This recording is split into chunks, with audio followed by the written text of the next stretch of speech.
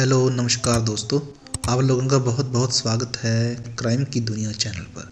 उम्मीद करता हूं कि आप लोग बहुत अच्छे होंगे। दुनिया में बहुत से सीरियल किलर हुए हैं जिन्होंने बहुत से क्राइम किए हैं, जिन्होंने बिना सोचे समझे कई बेगुनाह लोगों का बड़ी ही बेरहमी से कत्ल कर दिया। आज की कहानी भी एक ऐसे ही सिर फिरे सीरियल किलर की है जिसने न ही सिर्फ आदमी और औरतों को मौत के घाट उतारा बल्कि बच्चे और यहाँ तक के दूध पीते बच्चे तक को नहीं छोड़ा। बदकिस्मती से यह सीरियल किलर कहीं और का नहीं बल्कि हमारे देश भारत का ही है, जिसने 1960 के दशक में पूरे मुंबई शहर में दहशत फैला दी थी। मुंबई आज का एक ऐसा शहर है जो कभी सोता नहीं है, मगर उन दिनों इस सीरियल किलर का आतंक ऐसा फैला कि सूरज ढलते ही पूरी मुंबई में सन्नाटा फैल जाता था। आज की कहानी थोड़ी लंबी भी है, पर मुझे उम्मीद है कि अगर आप लोग इसे लास्ट तक सुनेंगे तो आपको ऐसा नहीं लगेगा कि मैंने आपका वक्त बर्बाद कर दिया। तो कहानी शुरू होती है साल 1968 से। जुलाई 1968 में मुंबई पुलिस को बोरीवली के पास इलाके में एक मर्डर की जानकारी मिलती है। पुलिस उस जगह पहुंचती है तो वहां एक आदमी की लाश पड़ी है और उसके सर पर बहुत ही बुरी तरह से वार किया गया है। देखने से लग रहा था जैसे किसी नुकीली और मजबूत हथियार से हमला किया गया। उस झोपड़ी में एक औरत और एक बच्चा भी था।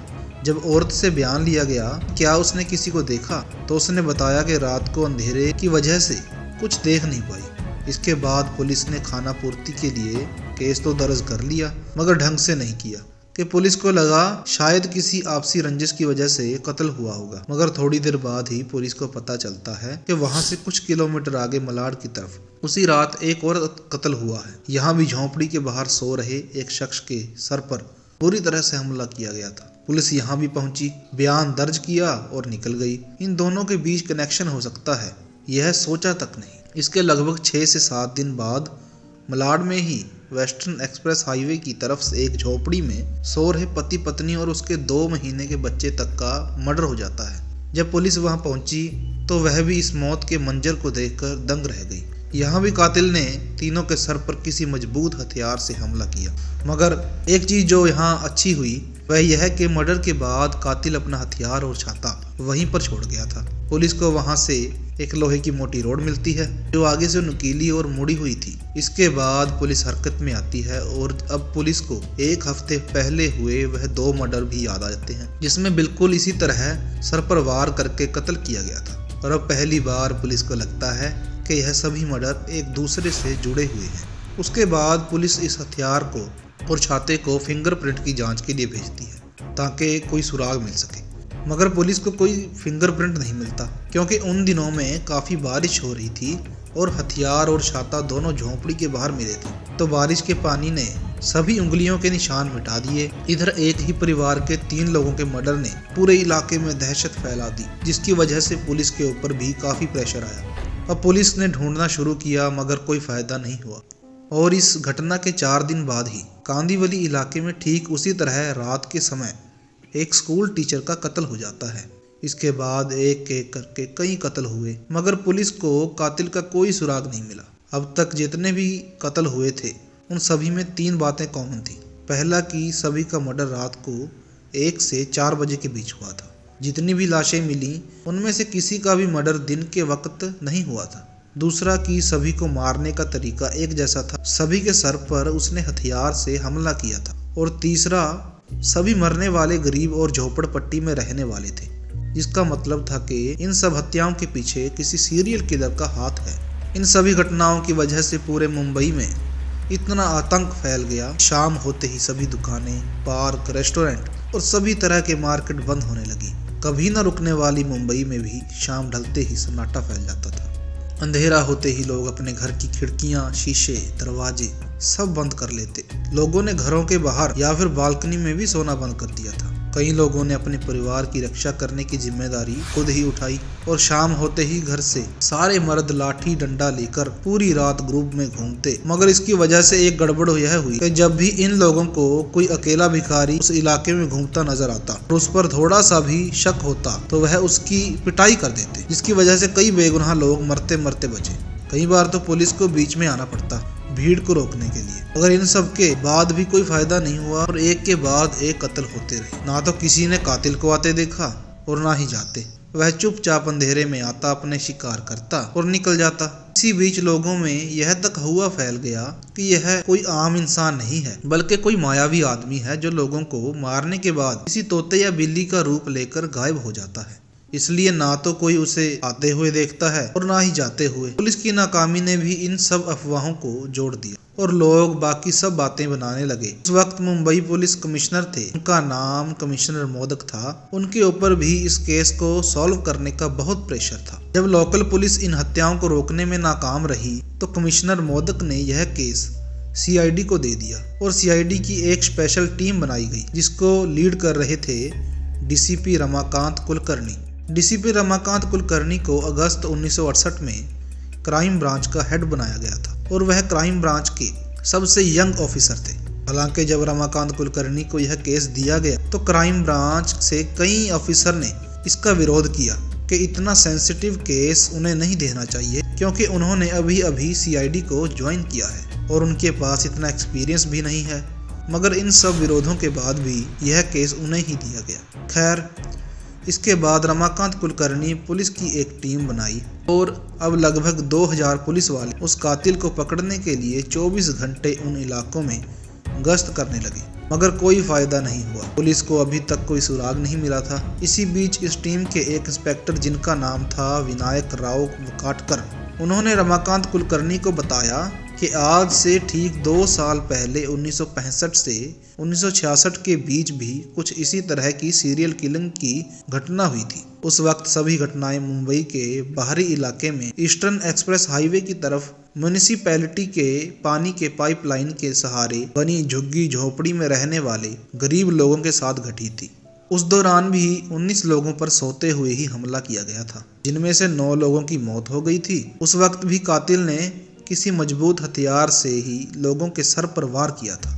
1965 और 66 में जो हमले हुए और अभी जो हमले हो रहे हैं, दोनों का मॉडल एक जैसा ही है। उस वक्त inspector Vinayak Rao police station के इंचार्ज थे।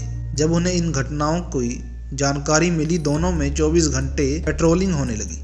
एक अपनी टीम के साथ उस इलाके में गश्त लगा रहे थे। उन्होंने देखा एक लंबा चौड़ा संदिग्ध आदमी बिना किसी डर के उस इलाके में खुलेआम घूम रहा है, जबकि अंधेरा होते ही उस वक्त सभी अपने घरों में घुस जाते थे। इंस्पेक्टर वकाटकर को उस पर शक हुआ। उसके पास गए और उसका नाम पूछा तो उसने अपना नाम रमन राघव बताया। उसके बाद उन्होंने अपनी फोर्स को कहा कि उसकी तलाशी ली। उसकी जेब से एक डायरी मिली जिसमें 2 शब्द लिखे थे, खत्म और खल्लास। अब इंस्पेक्टर वकाटकर का शक हुआ और उसे अपने साथ पुलिस स्टेशन ले गई। स्टेशन पहुंचने पर इंस्पेक्टर वकाटकर ने इसकी हिस्ट्री खंगाली। पता चला कि इसके और भी कई नाम हैं, जैसे सिंधी तलवाई, तलवार, अन्ना, तंबी और बिल्लू स्वामी। इसका जन्म 1929 में तमिलनाडु के तिरुनेलवेली जिले के अग्रीश्वर नेलूर गांव में हुआ था। बचपन से इसको चोरी चकारी की आदत लग गई थी और जब यह 20 साल का हुआ, यह अपने गांव से भागकर मुंबई आ गया और एक मिल में कुछ महीनों तक काम किया, मगर चोरी करने की आदत इसने नहीं छोड़ी और एक बार इसी चोरी की वजह से पुलिस के हत्थे चढ़ गया और पुलिस ने राघव को पकड़कर भाई खल्ला जेल भेज दिया। यहाँ मैं आपको यह बता दूं कि यह वही भाई खल्ला जेल है जहाँ ड्रग्स केस में रिया चक्रवर्ती को रखा गया था। खैर, जेल से निकलने के बाद भी राघव नहीं सुधरा और उसने फिर से कई चोरी और डकैती की, जिसके लिए वह एक बार 5 साल की कैद भी काट चुका था। यह सारी हिस्ट्री खंगालने के बाद इंस्पेक्टर वकाटकर रमन राघव से 9 खतरों के बारे में पूछते हैं, मगर राघव कुछ नहीं बोलता। उसके ऊपर सारे टॉर्चर अपना लेते हैं, मगर वह अपना मुंह नहीं खोलता। जब इन सभी टॉर्चरों का रमन राघव पर कोई असर नहीं होता तो इंस्पेक्टर वकाटकर राघव को 2 साल के लिए मुंबई से तड़ी पार कर देते हैं। कहते हैं कि अगर वह अगले 2 साल तक मुंबई में भी कहीं दिखा तो उसे सीधा पकड़कर जेल में डाल दिया जाएगा और फिर वह राघव को वहां से भगा देते हैं। इंस्पेक्टर वकाटकर ने बताया कि राघव को मुंबई से तड़ी पार करने के बाद भी वहां हो रहे हमलों का सिलसिला भी रुक गया था और 19 मामलों के बाद दूसरा वैसा और कोई हमला नहीं हुआ था, मगर इसके 2 साल बाद ही 1968 में हमले फिर से शुरू हो चुके थे। डीसीपी रमाकांत कुलकर्णी 1965 के बारे में पता चला तो यकीन हो गया कि अभी हम लोग के पीछे रमन राघव का ही हाथ है और वह 2 साल बाद दोबारा मुंबई आ चुका है। उन्होंने तुरंत रमन राघव के सारे रिकॉर्ड मंगवाए। उसमें राघव के फिंगरप्रिंट फ़ोटो और उससे जुड़ी सारी जानकारी थी। इसके बाद उन्होंने राघव की फ़ोटो सभी पुलिस स्टेशन में भिजवा दी और यह अलर्ट किया कि यह आदमी जहां भी दिखे सब गिरफ्तार करें। अब पूरा पुलिस महकमा रमन राघव तलाश में जुट गया। इसी बीच राघव ने 25 अगस्त 1968 की रात में मलाड चिंचोली में लाल चंद यादव और दुलाल यादव नाम के 2 लोगों का मर्डर कर दिया। उसके बाद क्राइम ब्रांच की एक टीम वहां पहुंची और खुशकिस्मती से वहां से उन्हें कातिल के फिंगरप्रिंट मिले। उसके बाद फिंगरप्रिंट से मैच किया गया और यह दोनों फिंगरप्रिंट्स मैच हो गए। अब यह कंफर्म हो गया था कि यह जो भी सीरियल किलिंग के मामले इतने दिनों से चल रहे हैं उसमें रमन राघव का ही हाथ है। मगर राघव गायब था और पुलिस ने अपने सारे घोड़े खोल दिए। उसे ढूंढने के लिए मुंबई की हर पुलिस अपने हाथों में राघव की फ़ोटो लेकर पूछताछ कर रही थी, मगर कोई कामयाबी नहीं मिली। एक बार पुलिस राघव को ढूंढते ढूंढते पोईसर के बाहरी इलाके में पहुंची तो वहां जब पुलिस ने फ़ोटो मंजुला बाई दलवी नाम की एक औरत को दिखाई तो वह यह फ़ोटो देखते ही उसे पहचान गई और उसने उसे देखा था जब वह कुएं से पानी भरने गई थी। पुलिस ने जैसे ही मंजुला भाई की बात सुनी उनकी आंखें चमकने लगी। उसके बाद पुलिस ने जब उससे पूछा कि उसे पता है कि राघव कहाँ है तो उसने कहा कि यह तो मुझे मालूम नहीं कि वह कहाँ रहता है, मैंने आज खुद कई दिनों बाद देखा था। फिर पुलिस ने उससे पूछा कि जब उसने राघव को देखा तो उसका हुलिया कैसा था और उसने कैसे कपड़े पहन रखे थे। तो मंजुला बाई ने बताया कि आज सुबह जब उसने अन्ना को देखा तो उसने एक नीली शर्ट, हाफ पैंट, कैनवस के जूते पहन रखे थे और हाँ, अन्ना के हाथ में छतरी थी। पुलिस को जानकारी मिली, उसने वायरलेस के जरिए सभी पुलिस स्टेशन में यह मैसेज फैला दिया कि अगर इस हुलिये का कोई भी संदिग्ध आदमी दिखे तो उसे फौरन गिरफ्तार किया जाए। पुलिस उस पूरे दिन और रात भर उन्हें एरियों की खाक छानती रही जहां राघव को आखिरी बार देखा गया था, मगर राघव उन्हें नहीं मिलता। अगले दिन 27 अगस्त 1968 को एलेक्स पियालो नाम के एक सब इंस्पेक्टर को एक आदमी नीली शर्ट, खाकी हाफ पैंट और ब्राउन कलर के जूते पहने भिंडी बाजार के आसपास घूमता हुआ दिखता है। जूतों में कीचड़ लगा था। इसका मतलब था कि वह कहीं दूर से आया है जहां बारिश हुई थी, क्योंकि उस दिन भिंडी बाजार के आसपास कोई बारिश नहीं हुई थी। तो सब इंस्पेक्टर एलेक्स वालों को लगता है कि यही रमन राघव है, मगर फिर भी एक बार उसके पास जाकर कंफर्म करना चाहते थे, क्योंकि ज़रूरी नहीं है कि एक ऐसे ही कपड़े सिर्फ रमन राघव ही पहने। जब सब इंस्पेक्टर एलेक्स पियालो उसके नज़दीक जाते हैं तो देखते हैं कि उसके कपड़ों पर कुछ खून की चीज़ों के निशान। उसके बाद वह उसकी तलाशी लेते हैं तो उसके पास से 2 चश्मे, 2 कंघे, 2 कैंचियाँ, एक अगरबत्ती जलाने का स्टैंड, साबुन, लहसुन, चाय की पत्ती और 2 कागज मिलते हैं। इसमें कुछ नंबर लिखे हुए थे। फिर सब इंस्पेक्टर उसका नाम पूछते हैं तो वो बोलता है सिंधी तलवाई। तो इंस्पेक्टर को याद आता है कि रमन राघव का एक नाम यह भी है। उसको फौरन बाद वह अपने साथ पुलिस स्टेशन चलने को कहते हैं। राघव बिना कोई विरोध किए चुपचाप उनके साथ चल देता है।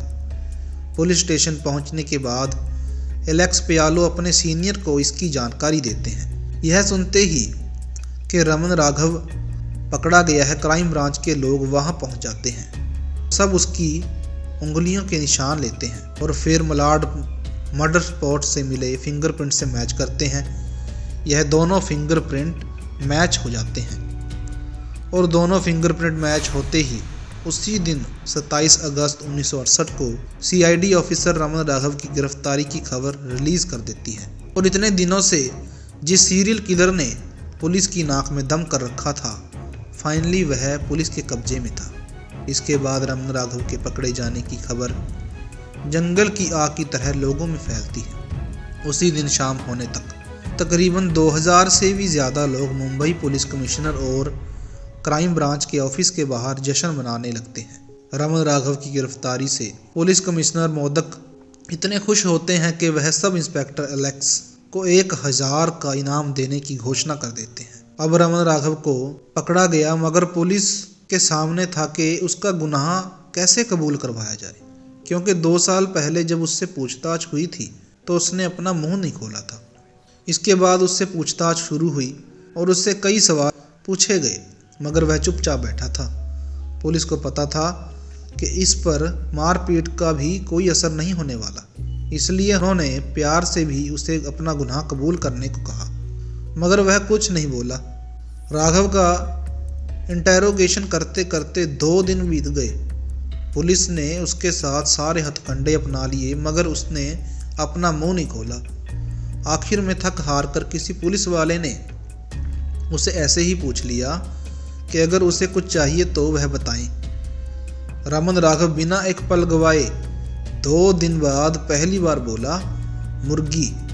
उसके बाद वहीं पास के एक होटल से उसके लिए चिकन करी मंगवाई गई और उसे दी गई, और उसके बाद उससे फिर पूछा गया, और कुछ चाहिए? तो यह दोबारा बोला, मुर्गी। उसके लिए दोबारा चिकन, और चिकन खत्म होने के बाद एक बार फिर उससे पूछा गया, उसे और कुछ चाहिए तो बता दे। तो वह बोला उसे नारियल का तेल, कंघी और शीशा चाहिए, और एक वेश्या भी चाहिए। वह उसके साथ सोना चाहता है, मगर उसकी वेश्या वाली ख्वाहिश को मना कर दिया गया, क्योंकि कानून इसकी इजाज़त नहीं देता। मगर हाँ, उसके लिए नारियल तेल, शीशा और कंघे का ज़रूर इंतज़ाम किया गया। उसके बाद उसने वह नारियल तेल अपने बालों में लगाया और फिर उस तेल से पूरे शरीर की मालिश की और उस तेल की खुशबू की तारीफ भी की। इसके बाद उसने कंघे से अपने बाल बनाए और शीशे में बहुत देर तक खुद को एक हल्की सी मुस्कुराहट के साथ देखता रहा। थोड़ी देर बाद वह पुलिस की तरफ मुड़ा और बोला कि अब पूछो जो भी आपको मुझसे पूछना है। उसके बाद पुलिस ने शहर में हो रहे मर्डर के बारे में पूछा तो राघव बोला, ठीक है, मैं आपको सब कुछ बताता हूँ। और रमन राघव ने अपनी कहानी शुरू की। वह बोला कि 2 साल पहले 1966 में जब उसे मुंबई से तड़ी पार किया गया तो वहाँ से पुणे की तरफ चला गया और वडगांव, देहू और तेलगांव नाम की जगह पर चोरी चकारी का काम शुरू कर दिया। तलेगांव में एक बार वह एक चाय की दुकान पर गया और उसने वहाँ एक कड़क प्योर दूध की चाय बनाने को कहा, मगर चाय वाले ने उसकी चाय में दूध कम और पानी ज़्यादा डाल दिया। इस बात पर उसे बहुत गुस्सा आया और उसी वक्त चाय वाले का मर्डर करने का फैसला कर लिया। शाम को जब चाय वाला दुकान बंद करके अपने घर जाने लगा तो वह भी उसका पीछा करने लगा, मगर उसी बीच पुलिस आ गई और पुलिस ने उसे चोरी के केस में पकड़ लिया और फिर 1.5 साल के लिए वडगांव जेल भेज दिया। राघव ने बताया कि जब वह 1.5 साल बाद जेल से बाहर आया तो वह वहां से ट्रेन पकड़कर कर्जत महाराष्ट्र गया और फिर कुछ दिन कर्जत में बिताने के बाद जुलाई 1968 में बोरीवली मुंबई पहुंचा। इसके बाद उसने वहां पर अगले कुछ दिनों तक कई छोटी मोटी चोरी की। एक दिन जब वह देसर पुल के पास से गुजर रहा था तो उसे हार्डवेयर की दुकान के सामने एक मोटरसाइकिल का हैंडल पड़ा मिला। उसे उठाता है और जोगेश्वरी में एक लोहार के पास लेकर जाता है और कहता है कि उसे इस लोहे की रोड को सीधा करके आगे से थोड़ा मोड़ के हुक जैसा और नुकीला करवाना है। जैसा बोलता है लोहार उसे वैसा ही बना देता है। फिर वह वहाँ से चल देता है। उसके बाद 1-2 दिन के बाद एक राज्य में घूम रहा था तो उसने देखा कि एक झोपड़ी के अंदर एक औरत और उसका बच्चा सो रहा था और एक आदमी झोपड़ी के बाहर सो रहा था और चारों तरफ बिल्कुल अंधेरा था। फिर वह आदमी के पास गया और उसके सर पर अपने हथियार से जोरदार वार किया। वह आदमी दर्द से चिल्लाने लगा तो उसने उसके सर पर फिर से वार किया। तब तक वार करता रहा जब तक उसकी मौत नहीं हो गई, मगर इतने में घर के अंदर सो रही औरत जाग गई और यह देखकर वह चिल्लाने लगी तो वहाँ से भाग जाता। भागते भागते वहाँ से मलाड की तरफ पहुँचा। उस वक्त रात के करीब 3 बज रहे थे। मलाड में झोंपड़ी के बाहर खाट पर उसे एक आदमी सोता हुआ मिला। उसके बाद वह उसके करीब गया और उसने सोते हुए आदमी के सर पर अपने हथियार से एक के बाद एक कई वार किए। उस आदमी की वही मौत हो गई। जब उस आदमी की मौत हो गई तो उसने उसकी घड़ी उतार कर खुद पहन ली। फिर वहाँ से उसने एक टॉर्च, एक छाता, कुछ मूंगफली और एक झोला उठाया और मलाड़ के जंगलों की तरफ भाग गया। झोले में से उसे कुल 262 रुपये मिले थे। राघव ने बताया कि इसके कुछ दिनों बाद एक रात मलाड के वेस्टर्न एक्सप्रेस हाईवे की तरफ से गुजर रहा था तो उसे एक सुनसान जगह पर एक झोपड़ी दिखी। वह पीछे की तरफ से झोपड़ी के ऊपर चढ़ गया और ऊपर से झोपड़ी के अंदर झांकने लगा। उसने देखा कि अंदर एक औरत अपने बच्चे को दूध पिला रही थी। उस औरत ने एक सोने का मंगलसूत्र पहन रखा था। उसका दिल उस सोने के मंगलसूत्र पर आ गया तो वह वहीं रुककर उस औरत के सोने का इंतजार करने लगा, मगर वह सुबह 4 बजे तक सोई ही नहीं तो वहां से वापस चला गया। फिर वह कई दिन उस झोंपड़ी का चक्कर लगाता रहा, मगर वह औरत हमेशा उसे जागती हुई मिलती। 5वें दिन काफ़ी बारिश हो रही थी, मगर फिर भी वह छाता लेकर वहां पहुंचा तो उसने देखा कि वह सो रही है और उसी के बगल में उसका पति भी दूसरी खाट पर सो रहा था। उसके बाद उससे अपनी जेब से चाकू निकाला और उस रस्सी को काट दिया जिससे झोपड़ी का गेट बंद किया गया था। फिर वह झोपड़ी के अंदर दाखिल हुआ और उसने सोते हुए उस आदमी के सर पर कई वार किए। उस आदमी ने तुरंत दम तोड़ दिया। फिर उसने उस औरत के सर पर हमला किया और उसकी भी मौत हो गई।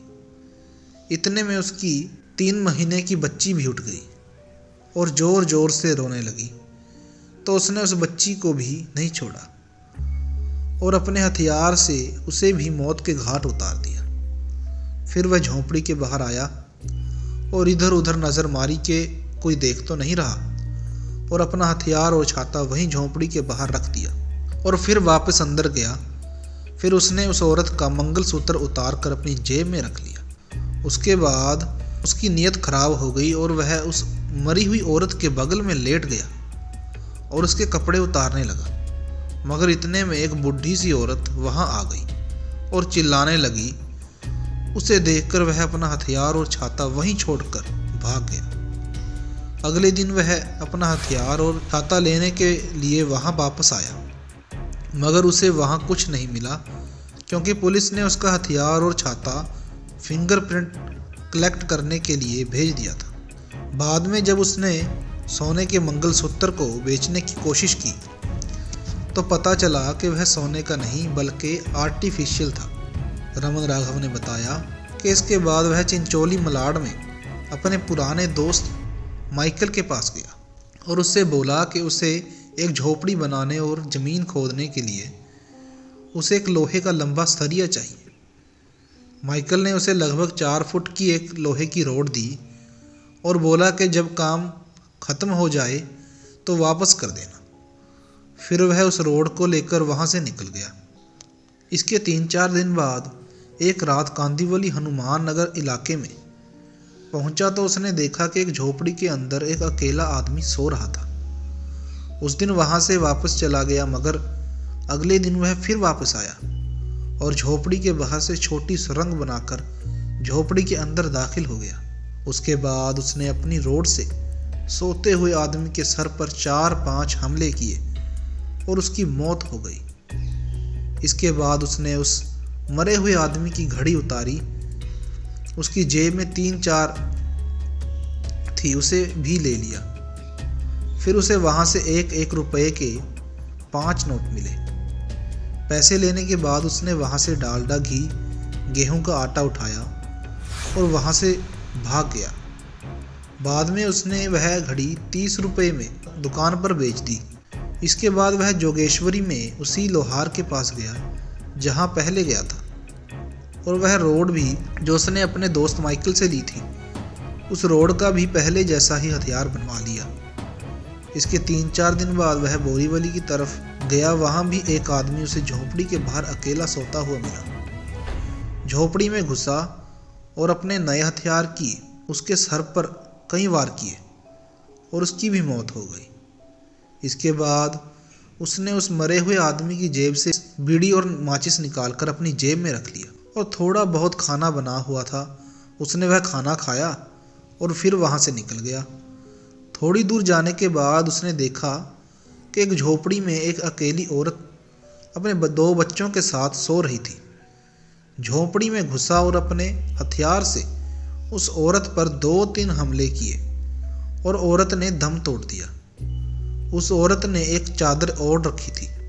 राघव बोला कि जब उसने वह चादर उसके ऊपर से हटाया तो देखा कि वह औरत बिना कपड़ों के सो रही थी।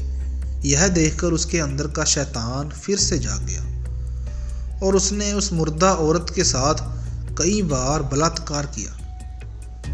जब उसका मन भर गया तो वहाँ से उठा और झोपड़ी में जो भी खाना था उसे खाया और वहीं पर रखी चाय पत्ती को लेकर वहाँ से भाग गया। अपने कबूलनामे में उसने ऐसे ही कई और कत्लों के बारे में बताया। फिर जब पुलिस ने राघव से 2 साल पहले एक के बाद एक लगातार हो रहे मर्डर के बारे में पूछा तो उसने कहा कि हाँ, वह सभी मर्डर उसी ने किए थे और 1965 के बीच उसने लगभग 24 मर्डर किए थे और कुल मिलाकर उसने अपने 41 मर्डर करने की बात को कबूल किया। उसने बताया कि 41 से भी ज़्यादा हो सकते हैं, मगर अभी फ़िलहाल उसे इतना ही याद है। जब पुलिस ने उससे पूछा कि उसने इतने सारे लोगों को क्यों मारा तो वह बोला कि यह सब गंदे लोग थे और भगवान ने मुझे इन सब को मारने के लिए कहा था।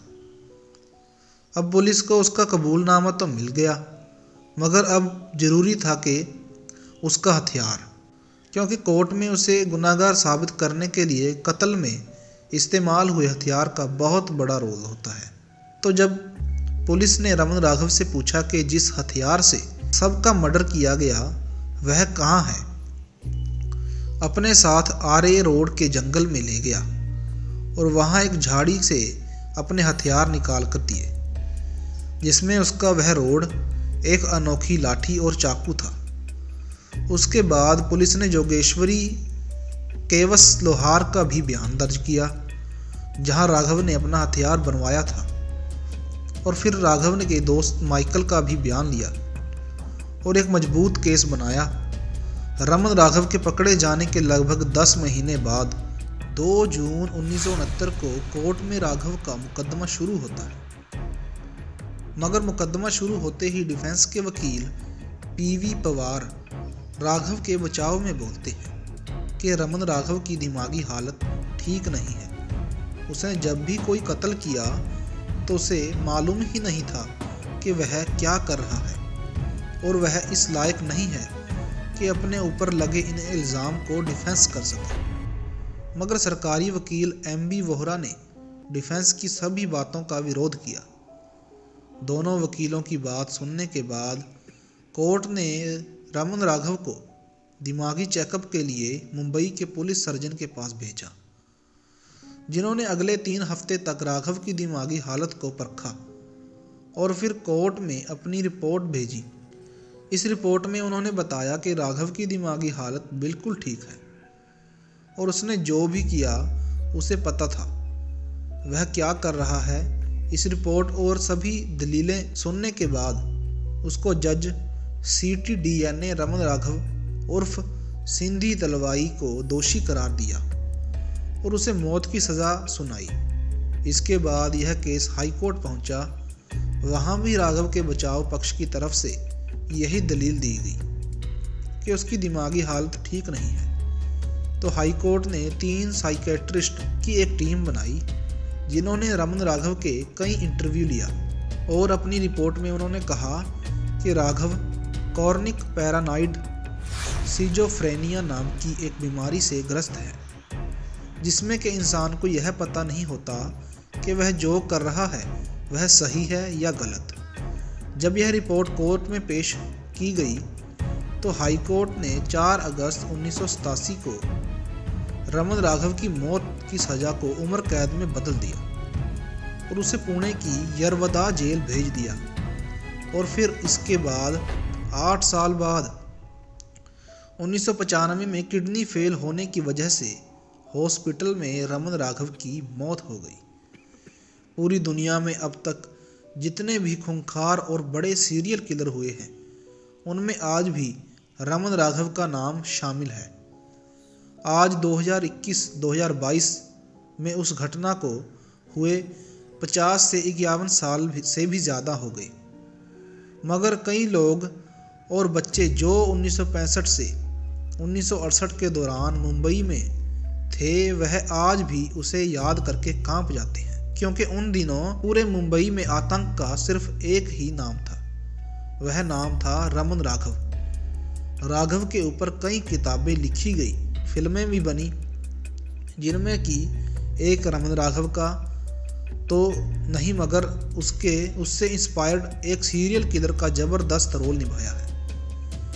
तो यह भी कहानी आज क्राइम की दुनिया में, मुझे उम्मीद है कि आप सभी लोगों को यह कहानी ज़रूर पसंद आई होगी। अगर आपको कहानी पसंद आई हो तो इसे लाइक करें, कमेंट करके बताएं कि आपको कहानी कैसे लगी, और ज़्यादा से ज़्यादा शेयर करें और चैनल को सब्सक्राइब कर लीजिए।